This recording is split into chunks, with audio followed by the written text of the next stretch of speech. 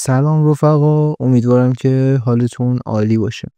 اول یه عذرخواهی بکنم بابت اینکه حالا این ویدیو خیلی طول کشید تا ضبط بشه. متاسفانه یه سری درگیری‌ها پیش اومد و یه کمی حالا دیرتر ضبط شدش به طور کلی. بدون وقفه بریم سراغ این که چجوری یه ویدیو شبیه ویدیو چای رو بسازیم با هم دیگه و ببینیم که باید چی کارش کنیم. من یه توضیح بدم. اول اینکه ما مثل همیشه اولین چیزی که استفاده کردیم چت جی پی تی بودش که من اومدم حالا راجبش کار قبلیم که باش صحبت کرده بودم. خب من یه دونه کار قهوه‌ام ساختم اون اوایل و میخواستم یه کار تو سبک اون برای خودم بسازم.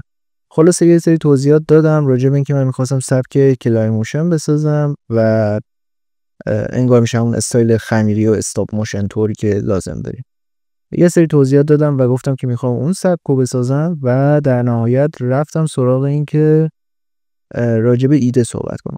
ایده ای که داشتم این بود که راجب چای انجامش بدم و برای اینکه حالا این کار رو انجام بدم اومدم گفتم که برای من یک دونه چیز بنویس، یک دونه سناریو بنویس بر اساس اینکه میخوام برم وارد دنیای چایی بشم و اومدیم شروع کردیم به حالا صحبت کردن و در نهایت همه صحبت ها استوری بوردی که برای من ردیف کرد استوری بورد باحال و جالبی بود. اینکه حالا اون نمای نزدیک استقان کمرباریک که میخواستم اون ایرانی بودنه رو هم نشونش بدم در نهایت بهش گفتم که برام بسازه و خب میبینین اومد حالا دونه دونه اینا رو توضیح داد. حالا هر کدوم دوست داشته باشی میتونی انتخاب کنی یا هر کدوم دوست نداشتی میتونی انتخابش نکنی.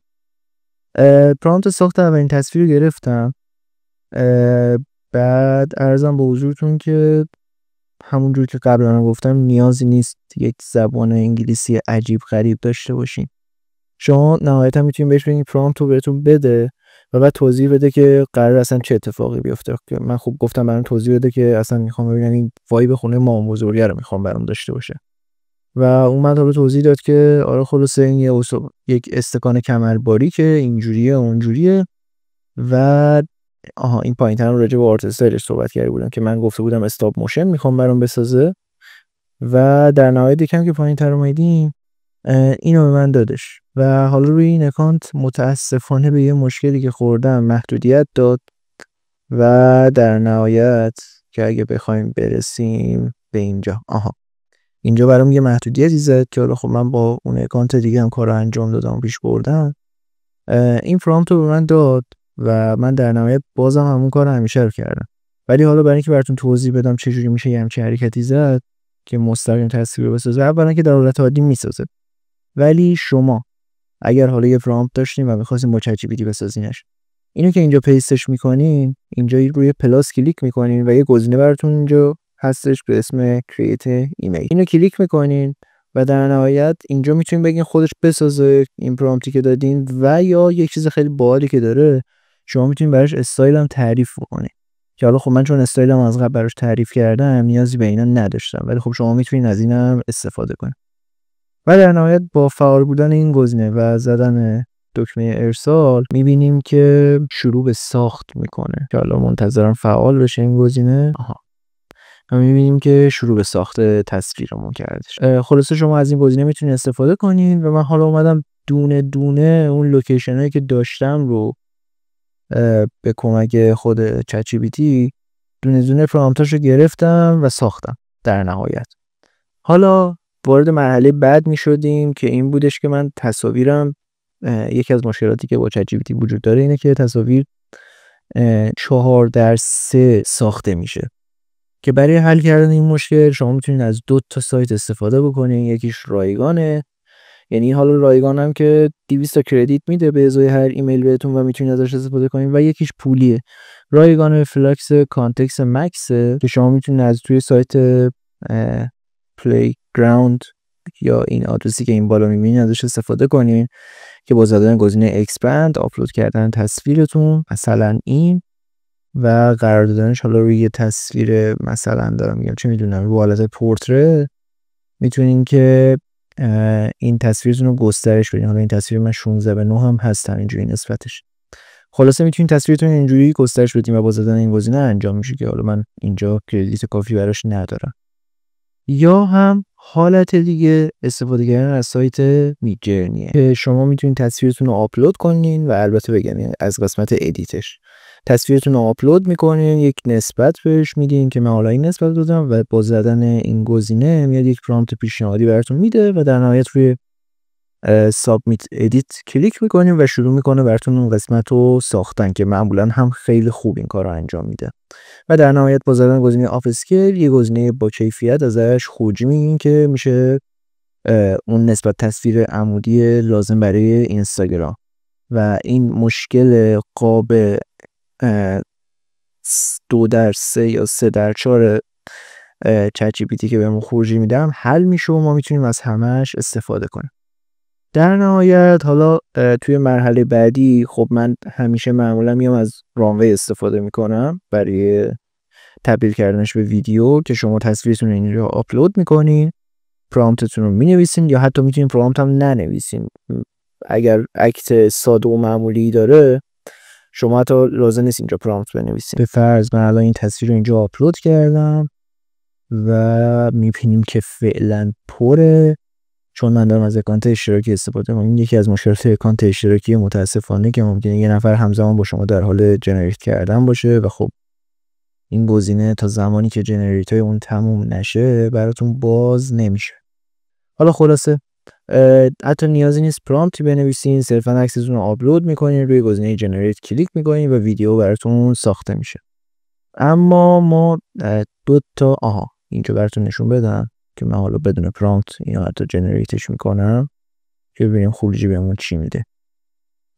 اما حالا تا این جنریت میشه من یه نکته دیگر بهتون بگم، اینه که چجوری اون صحنه ورود به این دنیای بخار رو بسازیم.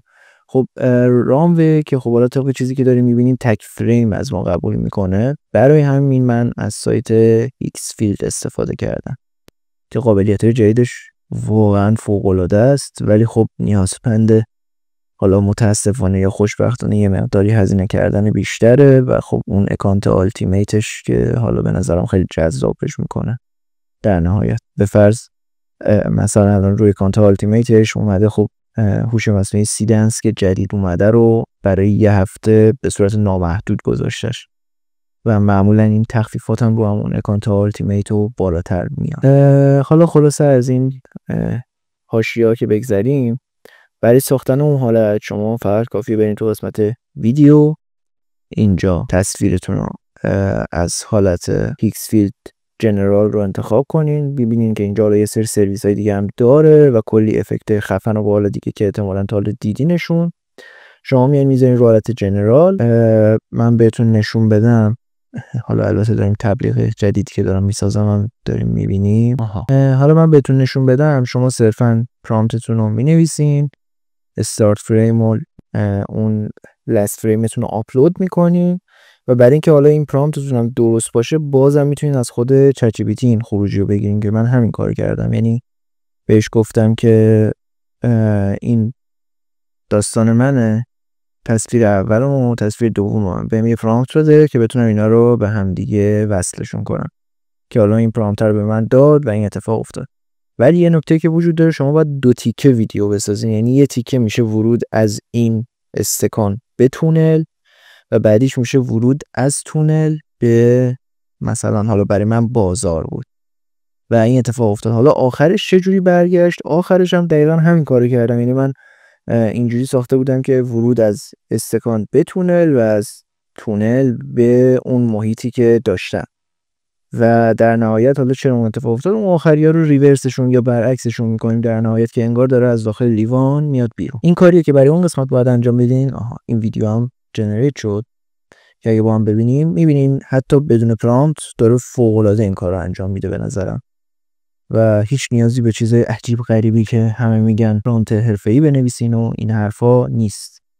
نمیگم که بعده که یاد بگیرین، ولی اونقدری هم که بزرگ نمایی میشه واقعا سخت نیست و همتون میتونین کار خفنی بسازین به نظرم. خلاصه این تصویرم با هم دیگه میبینیم که اومد اون دنیا رو که من میخواستم و ساخت و خیلی باحال این کارو کرد که چقدر دوستشون دارن، جذاب شدن و در نهایت رو گزینه آف اسکیل کلیک میکنیم و اینور توی پوش کرییت برامون آف اسکیلش آماده میشه. و فکر میکنم دیگه نکته دیگه نمونده، یعنی روند ساختش به طور کلی همین بودش که سناریو رو از چت جی پی تی گرفتیم، تصاویر رو با خود چت جی پی تی ساختیم، اون تصاویر رو با میدجرنی یا فلاکس گسترششون دادیم تا به نتیجه دلخواهمون برسه و در نهایت اون تصاویر رو با رانوی چه با پرامپت چه بدون پرامپت و هیکس فیلد برای زمانایی که میخوایم یک افکت خاص رو خلق کنیم مثل وارد تونل شدن یا اینجور داستانا ساختیم.